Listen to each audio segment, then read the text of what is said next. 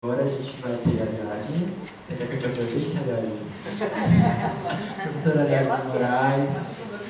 É coisa de gente velha. Muito prazer, Ariadne. Obrigadíssimo. Você quer passar? Posso passar? Eu não sei. Boa tarde, pessoal. Tudo bem? Sim.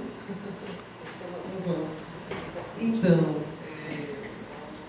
primeiro eu queria parabenizar o grupo, né, 20 anos aí de trajetória, de experiência, de acúmulo de experiência. E quando Paula me convidou para esse momento, eu pensei assim, poxa, dia 3 de novembro, como estaremos? Porque eu tenho certeza que o discurso seria outro. Não seria essa. Acho que estaria aqui talvez numa outra pegada, né? Fiquei pensando um pouco sobre isso. Que bom que a gente está nesse cenário, que não deixa de ser distópico, porque o delírio coletivo nas ruas tem aparecido aí, né? Embora a gente não vai dar palco para isso, né? Mas enfim, o que tem acontecido no Brasil nos últimos dias é algo bastante sintomático e ao mesmo tempo, não sei se perigoso, mas eu acho que aponta algumas questões aí, que eu acho que a Ana falou um pouco na fala, que traz talvez a possibilidade de a gente analisar esses processos a partir do ponto de vista da transdisciplinaridade psicológica, né? Da subjetividade, como essas subjetividades estão sendo capturadas e como aqui isso afeta as pessoas, né? Na sua mais potencialidade interna, a depender do espectro, né? Que você está ali sendo mobilizado. Mas enfim, eu também não sou da Bahia, embora esteja na Bahia desde os anos 80. Eu também preciso colocar um pouco aqui a minha indignação, né? Eu sou de Maringá, do Paraná. Meu pai também é de Birigui, mas ele não é bolsominion, graças a Deus. Então, tem um pouco desse lugar, né? Dos nossos afetos originários, mas enfim, me sinto extremamente baiana, né? Desde a década de 80, habitando essa terra incrível, visionária, revolucionária, né? Que me abrigou, a minha família com muito, sei lá, com muito afeto. Então, também sinto agradecida de estar aqui com vocês, né? Então, minha fala hoje, eu acho que Ana traz algumas questões, e Daniel também, conceituais, que eu acho que a gente pode retomar na hora do debate, né? Eu acho que é importante a gente discutir qual é esse lugar hoje das utopias contemporâneas, né? Eu estava conversando com uns colegas esses dias, foram colegas de faculdade, e eles estavam trazendo algumas palavras de ordem, assim, numa discussão assim, mais assim, de WhatsApp mesmo, né, de grupo. Alguns falavam assim, precisamos potencializar ou buscar novas utopias, porque as velhas utopias já não dão conta. Aí eu fiquei pensando, será que tem esse lugar dessa temporalidade do que é velho, que é novo na utopia? O que são velhas utopias, o que são novas utopias, né? O que seria isso, né? Como é que é? Eu até anotei aqui, achei engraçado, né? Alguns deles colocaram o que é ser de esquerda. O que é ser de esquerda no século XXI? Né? O que é ser de esquerda hoje? Uma coisa é ser de esquerda na década de 70, de 60. E o que é ser de esquerda hoje nas vanguardas, articulado com as vanguardas contemporâneas? Né? Como é que a gente pode traçar esse mundo e apontar outros futuros possíveis e com um cuidado de não repetir as tendências do passado, né? Mas ao mesmo tempo tentar entender quais são as emanências de potencialidades e virtualidades que as utopias podem nos provocar, né? E ao mesmo tempo de que maneira as distopias podem também nos tirar, né, do lugar de conforto. Bom, eu acho que a gente pode retomar um pouquinho essa discussão na hora do debate, mas eu queria talvez compartilhar com vocês agora nesse momento, né, apesar de todos esses atravessamentos, um pouco das nossas experiências, né, algumas trajetórias mais acadêmicas, talvez, né, com alguns exercícios acadêmicos, né? Inclusive, em 2013, se eu não me engano, a gente resolveu, quer dizer, eu fui convidada a participar de uma atividade que foi organizada pelo Instituto Goethe, falando sobre cenários utópicos e distópicos na construção de cidades, com alguns professores e pessoas dos movimentos sociais. Não trouxe esse material hoje, mas já havia um tensionamento, né, de discutir cidades a partir dessas provocações distópicas e utópicas, no sentido de que nós, arquitetos urbanistas, estamos sempre nessa interface da produção de espaço, né? A criatividade, a inventividade, o desenho, o desejo, né, essa força Então, acho que isso pode ser, de repente, para nós aqui, arquitetura e urbanismo, uma espécie de pensar essas provocações como linha de fuga para um caminhar para o horizonte, que a Galiano falava, a utopia como um horizonte a se alcançar, mas que, de repente, nem sempre se constrói, mas às vezes se constrói, às vezes você materializa, né? E aí tem algumas alcunhas, por exemplo, do Tintin, que fala da ideia de utopia do possível, né? Enfim, algumas alcunhas que vão aparecendo, mas entendendo essa possibilidade de discutir esses dispositivos como, assim, elemento mesmo processual, né? De pensar espaço, de trazer essa provocação. E aí, esse evento de 2013 foi muito interessante, né? Eu acho que depois, não sei se você teve acesso a esse material, eu acho que depois a gente pode compartilhar com vocês lá no MAN, que foi uma atividade que aconteceu dentro do MAN, né? E com várias forças da sociedade, não só acadêmicas, mas também da sociedade civil, dos movimentos sociais, para pensar distopias e utopias, né, na construção das cidades. Isso gerou um relatório, isso gerou algumas publicações, né? E aí, em 2015, dentro daquele programa da SET, né, que era um programa, uma atividade interdisciplinar que acontecia aqui na escola, acho que isso aconteceu essa semana, não lembro de outro momento, 2015, nós fizemos uma proposta dentro desse evento de uma atividade, um seminário, um workshop chamado Cidades Impossíveis, Arte Sequencial como meio de pensar o imaginário urbano, né? E aí, você pode passar, essa foi uma proposta de trabalho, né, nesse momento, com os alunos, onde eles precisariam pensar cenários de cidades fictícias, a partir de utopias, heterotopias ou distopias tensionadas, em função das problemáticas que surgiram na discussão com esse grupo, né? E aí nós tínhamos a metodologia em que os alunos imaginariam esses acontecimentos, né, criando esses cenários e dando possíveis soluções, né? Essa história ela deveria ser narrada naquele momento, teria que ter uma construção de uma temporalidade acionada pelo quadrinho, que é uma das expressões que a gente adotou, né? E esse produto, ele seria, enfim, estaria dentro dessa lógica, né, dessa produção, tendo como potencialidade, né, o design, o desenho, como um dispositivo de ação crítica e transformadora daquele exercício. E aí, a partir dessa conversa com os alunos, pode passar, Dito, por favor, chegamos a 8 cenários, né? Um cenário sem carros, né, onde não existiria mais combustível, né, então foi um cenário imaginado. Uma cidade sem água encanada, e recentemente, durante a pandemia, a gente verificou, por exemplo, que 30 milhões de pessoas não têm água encanada no Brasil, quando têm acesso à água de modo precário. Então, é um dado de realidade, de certa forma. Uma cidade sem internet, né, e sem comunicação instantânea, que aconteceu recentemente, nós ficamos sem acesso um dia ou meio-dia, sem acesso às redes sociais, foi um inferno, as pessoas estavam, né, com problemas de se comunicar. Então, que impacto isso teria nesse processo? Uma cidade sem policiamento, e aí tentar entender também o que é essa ideia do policiamento, né? Vira e mexe, tem greve de policiais, etc. Nós temos aqui acontecimentos, né, enfim, violentos na cidade, de todas as ordens, inclusive violência estatal, né, produzida pelo Estado.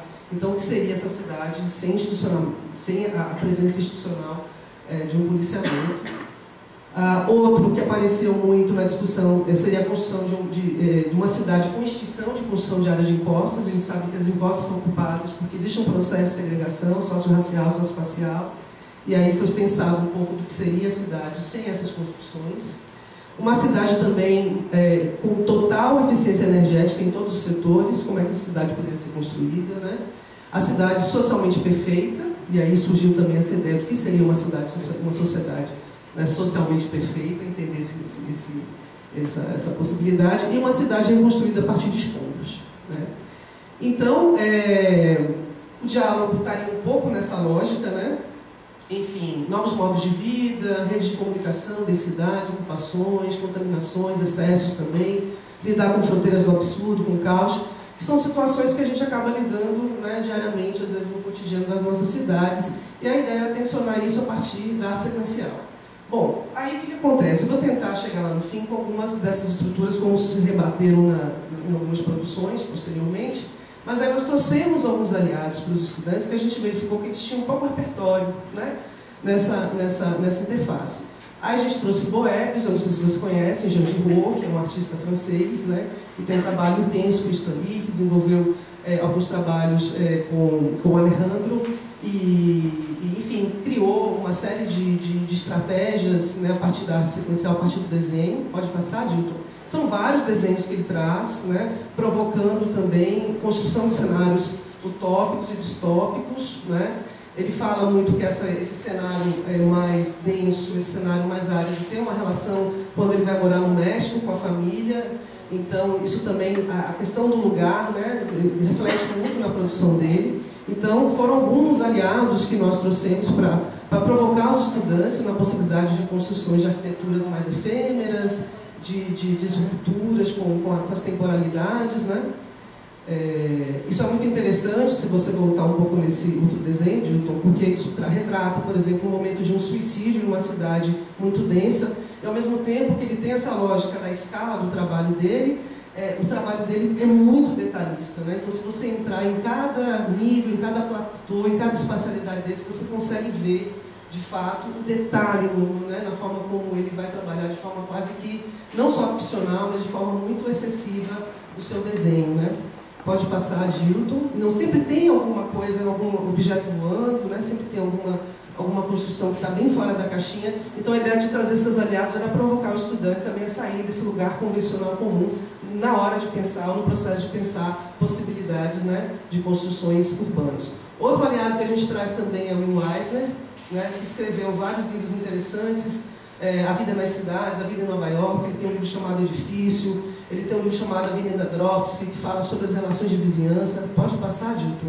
Então, o interessante do trabalho do Will Eisner é trazer para a linha do quadrinho, para as histórias cotidianas, as vidas, os modos de vida dos habitantes. Pode passar rapidamente mesmo, são algumas imagens, né, da forma como ele interpreta.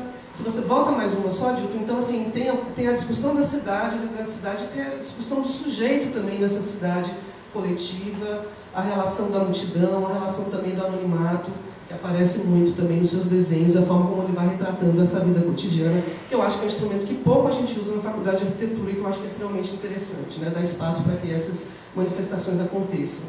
Fritz Lang, todo mundo conhece, pode passar, Dilton, por favor, vou te encher o saco aqui um pouquinho, mas eu acho que são referências importantes que a gente trouxe para discutir com os estudantes.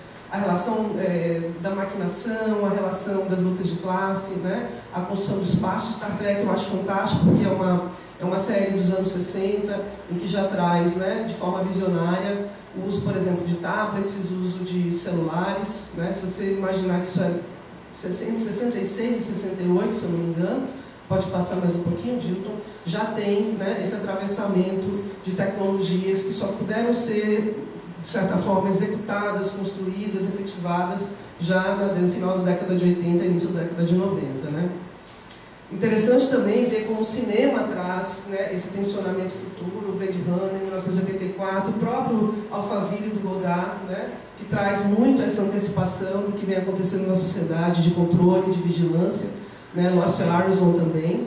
Outro aliado é o Jacques Tati, né, que vai trazer a partir do Playtime uma discussão também das cidades espetacularizadas, das relações de controle e de vigilância também nos espaços de trabalho, a relação da cidade do turismo espetacularizada. Pode passar, Dilton, um pouco das imagens desses espaços. E aí, nada do que foi pensado, quer dizer, o que foi pensado em 67, se você passa mais uma imagem, é o que a gente vê hoje, né? Essa intensividade dos tráfegos, né? A relação muito do automóvel na cidade, né? Essa cidade que é tomada pelo concreto, é tomada pelo automóvel, por uma lógica muito de um trânsito e de uma ocupação que se repete nas principais cidades da América Latina e as principais cidades do mundo, né? As mais centrais, vamos dizer assim. E aí, outras interferências também que são importantes para pensar esse universo, né? Pode passar, Frank Lloyd Wright, já com as expulsões, né, das arquiteturas de 1,5 km, os arranha-céus, que começam a aparecer nos desenhos visionários dele. Né? Yona Friedman é outro interessantíssimo aliado, teve uma exposição dele em São Paulo, no Museu da Resistência, chamado Yona Friedman, Democracia, né, em 2021. Eu não vi essa exposição, mas é muito bacana como ele traz a ideia da arquitetura móvel, a ideia de pensar as macroestruturas. Então eu queria compartilhar com vocês um pouco esses desenhos, que imagino que vocês já conhecem, mas que foram referências importantes para os estudantes né, almejarem os projetos que eles estavam pensando em desenvolver. E o Babylon também, Constant, que traz também a questão da psicogeografia internacional situacionista também, na forma de pensar as cidades a partir de outras lógicas de ocupação. E a forma de uso das colagens, né? A forma como esse desenho ele é desenvolvido. Pode passar, Dilton, passar um pouco mais rápido, porque acho que são referências, retomando referências aqui que eu acho que são importantes, como os metabolistas também, pensando nas cápsulas, o mundo contemporâneo de ocupações mais densas das cidades centrais, pensando soluções habitacionais, né? Eu acho que isso também é importante. Arquigran, que é bastante batido, mas eu sempre faço questão de trazer, porque traz uma referência também de pensar outras formas de ocupação das cidades, outras linguagens também contemporâneas. Pode passar de porque todo mundo já conhece, não é? Então, eu acho que é uma maneira também de revisitar. Castelo Animado é um filme muito lindo, que eu recomendo que vocês vejam também, né? Que fala exatamente sobre essa cidade andante, efêmera, que vai se transformando. E aí a gente tem um super estúdio também, que vai trazer uma concepção interessante, que eles acunham de utopias moderadas também, né? Que é imaginar um futuro questionando a própria produção dos arquitetos, né? E urbanistas, e questionando um pouco esse modelo burguês de propriedade e sociedade no qual a gente está inserido até hoje, coexistindo, né? Mas eu não vou ler, não, acho que todo mundo já conhece aqui. Quem não conhece, depois busca informações, porque acho que são assim, provocações também importantes, né, nesse cenário. O Arquizoom, que também traz uma ideia de produção. O No Stop City traz também essa contradição de pensar também cidades, né, que são tensionadas por outras forças, mas sempre na lógica da macroestrutura. Pode ir, Dilton. Nosso Lar apareceu também nessas discussões, que é uma ideia, não sei se vocês viram Nosso Lar, mas também tem um desenho de uma cidade idealizada, uma cidade, né, sem os ataques umbralinos, né, que também se constrói sobre algumas fortalezas visíveis e invisíveis, que dizem que foi inspirado também um pouco no desenho utópico, vamos dizer assim, da arquitetura moderna, do urbanismo moderno, mas não tão utópico como as flâmulas, né, do paraíso na Terra, que é, enfim, divulgado por algumas religiões que trazem essa coexistência, né? Outro importante aliado é o Labs Woods, que também está pensando também nessa provocação do desenho e as formas como esse desenho pode ser construído, as formas como esse desenho pode ser também implementado, um pouco fora, também questionando um pouco esse lugar do cartesianismo mais tradicional, né? Aí aparece também o afrofuturismo, eu acho que também é interessante como a cultura acaba sendo incorporada, né? Dentro também dos espaços de captura, vamos dizer assim, né? Dos grandes espaços, Hollywood e tudo mais. Então, é uma vertente que também acaba aparecendo bastante forte, sem entrar muito nas discussões estéticas, né? Mas, enfim, eu acho que tem uma aproximação também com as comunidades originárias, né? Eu nunca imaginei que isso pudesse, dizer, não foi se imaginado, né? Que esse lugar, né, subjetivo pudesse estar tão incorporado também das comunidades, elas mesmas fazendo os seus registros, elas mesmas estando no centro desse processo de estar articulando as suas próprias representações. Então, assim, mais do que propostas formais estruturais, todos esses produtores eles acabam inventando outros lugares, sistematizando outras possibilidades, né? Sugerindo também desligamentos espaciais e potencializando muito mais o desenho como esse dispositivo de ação crítica e transformadora, né? Então, acho que a ideia de trabalhar com os estudantes era provocar um pouco, né, essa subjetividade, essa liberdade, vamos dizer assim, com relação às propostas, sem ser panfletário, obviamente, né, trazendo essas referências mais rigorosas, de certa forma, mas que ajudassem eles a construir algumas experiências. E eu vou mostrar para vocês algumas experiências, por exemplo. Esse é um projeto desenvolvido, né, junto com o nosso colega Igor aqui, que foi uma demanda da CEDUR na época, em 2011, se eu não me engano, quer dizer, um pouco antes desse seminário ter acontecido. A ideia era que essa população tivesse ainda a possibilidade de permanecer no seu espaço, então a gente estava provando lá com o A+B que era possível, sim, se manter uma comunidade de marisqueiros, de pescadores numa área frágil, sem entrar nas questões de projeto, né? Mas a ideia era entrar numa possibilidade de construir uma cartilha habitacional, e um dos exercícios também já havia a possibilidade, talvez, de pensar uma ocupação no mar, né? De habitação ao longo do mar. Então você tem uma parte do projeto que é mais legal, que está discutindo ali no campo, ali no corpo a corpo, fazendo aquele trabalho assim, meticuloso, técnico, etc. E tem uma parte do trabalho que é realmente provocar uma possibilidade de você ocupar espaços de frente de mar com outra lógica de possibilidade de ocupação, né? Outro trabalho que acabou saindo diretamente desse material que a gente desenvolveu, desse workshop que a gente desenvolveu em 2015, foi o trabalho de Mazzi, né, no TFG, chamado Cidades Impossíveis, as festas de Lago em Salvador e a impossibilidade pandêmica. Mazzi, ela é quadrinista, ela é ilustradora e resolveu usar a linguagem do quadrinho para fazer uma espécie de crítica àquele momento que a gente estava vivendo, né? Isso aconteceu, essa defesa aconteceu à distância, não é? E ela faz todo recapitula historicamente o processo que nós vivemos, né? Junto, né, a esse desgoverno, a forma como esse desgoverno estava lidando com as questões relacionadas à pandemia. Ela faz, claro, uma pesquisa, né, também de algumas provocações ficcionais. Um trabalho interessante que ela também vai beber chama-se Cidade Motor, que foi desenvolvido em 2016 por 3 artistas e literatos baianos, que vão escrever Salvador distópica também, né, onde as pessoas passam a viver dentro do carro e no trânsito. Enfim, ela faz uma pesquisa muito interessante e ela vai discutir exatamente, pode passar mais uma, Gilton, as festas de Largo, né? Então ela tenta fazer uma crítica também ao processo de padronização, que foi muito cunhado pela prefeitura com essa política das cervejarias, e tenta discutir também a possibilidade de permanência, né, de barracas singulares e não necessariamente padronizadas. Pode passar, Gilton? Né? Enfim, uma crítica também ao processo de usurpação do espaço público, né, por empresas privadas, e também denunciando, você volta mais uma, Gilton, denunciando o que é a vida dos ambulantes, né, na cidade do Carnaval, né, nesse processo perverso, né, das segregações socioespaciais. E aí ela faz uma proposta também de alguns pontos de higienização, pensando, enfim, o espaço do Carnaval. Ela se inspira também um pouco no trabalho que foi desenvolvido pela Howe, né, que são os pontos de higienização, e ela chega em algumas estruturas, algumas cápsulas, pode passar, Gilton, por favor, né, de higienização que estariam localizados em alguns pontos estratégicos, não só no Carnaval, mas as festas da cidade de Salvador. Ela faz um estudo diagramático, você volta uma só, Gilton, ela faz um estudo diagramático também com relação a padrões de comunicação, né, desenvolve uma metodologia, né, e ela apresentou o trabalho dela todo em quadrinhos. A apresentação dela foi muito bonita, muito interessante, né, e enfim, eu acho que ela se sente bem feliz. Ela fala depois, eu me senti tão tranquila porque eu não imaginava que na faculdade de arquitetura eu pudesse me expressar dessa maneira, né, e ela faz um trabalho muito, muito rico.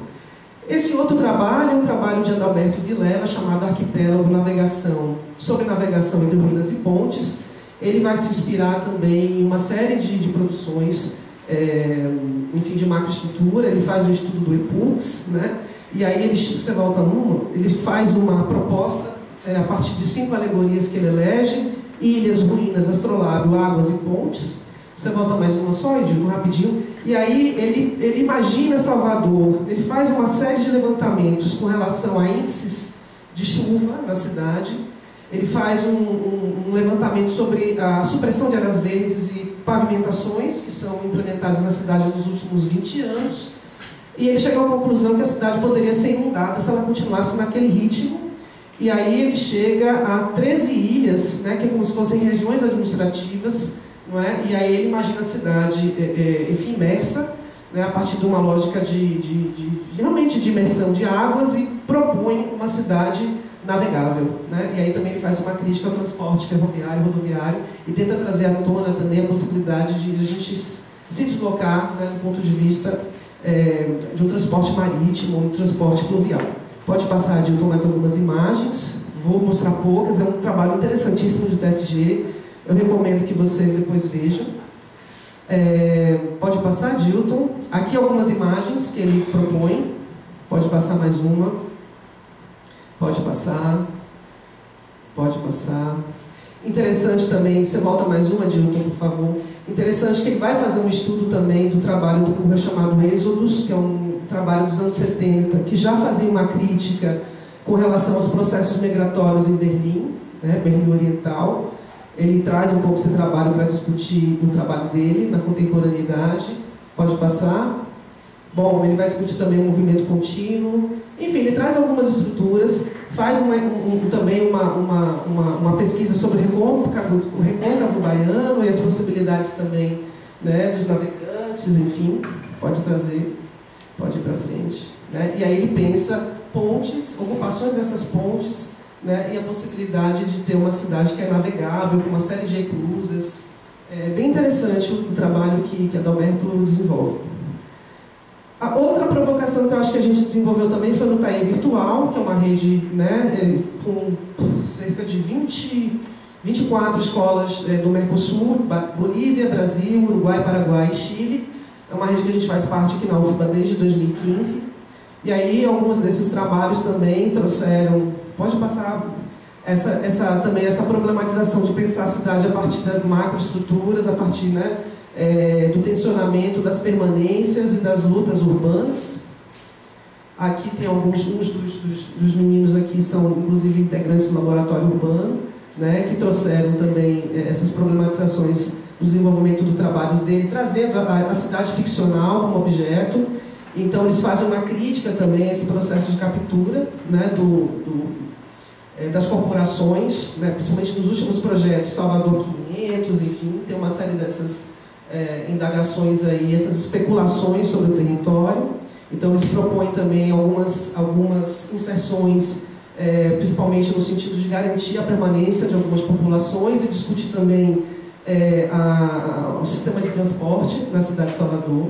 Pode passar, Gilton. Você também são outros trabalhos, porque assim, garantir a permanência de algumas comunidades nas suas localidades de origem passou a ser uma utopia, né? Então, os processos de resistência, as lutas urbanas para garantir e salvaguardar a permanência desses territórios, onde a gente chega com um projeto ali afirmando que é possível fazer essas conexões, né, de transporte, funiculares nas áreas de ladeiras que sempre são tão esquecidas, né, pelas corporações e pelos governos, né, estaduais e municipais, né, que são sempre tensionados pela máquina privada. Então é uma forma também da gente dizer não, que é possível, né, que é importante que esses lugares sejam vistos e que tenham investimentos nessas áreas para salvaguardar as populações originais. Pode passar, Dito? Então, isso aqui também é um trabalho que a gente desenvolveu durante o processo pandêmico. São mais de 500 estudantes trabalhando em regime de comparação nessa rede, né? E eu acho que, mais para frente, o que eu teria aqui para compartilhar com vocês são outras experiências de ateliês. Por exemplo, esse é um projeto de um espaço de shows que nasce a partir de uma lógica de um fenômeno assim, ambiental, né? Então, os estudantes imaginaram se a cidade passasse por uma tempestade, né? Tivessem no olho do furacão, como é que seria a possibilidade de construir uma arquitetura tensionada, né, por uma catástrofe ambiental. Então, são ideias também para pensar projeto. Esse aqui também é um trabalho desenvolvido a partir de uma ideia do Magritte, também de uma articulação com Yona Friedman, pensando a arquitetura móvel, né, coberturas soltas, a partir de uma folha que foi vetorizada, né, que estava ali na sala de aula, pode passar. Então, são experimentos, né, são experimentos de montagem e desmontagem possíveis de serem desenvolvidas.